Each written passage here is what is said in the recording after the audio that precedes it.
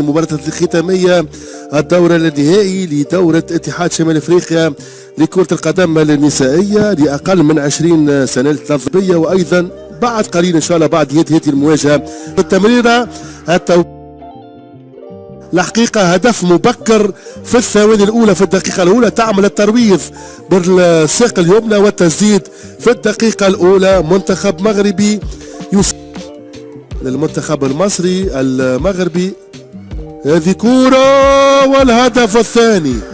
الهدف الثاني للمنتخب المغربي على ما يبدو سكينة مديوني، بالفعل كانت توزيعة عرضية من الجهة اليسرى وسكينة مديوني تسكن الكرة في الشباك.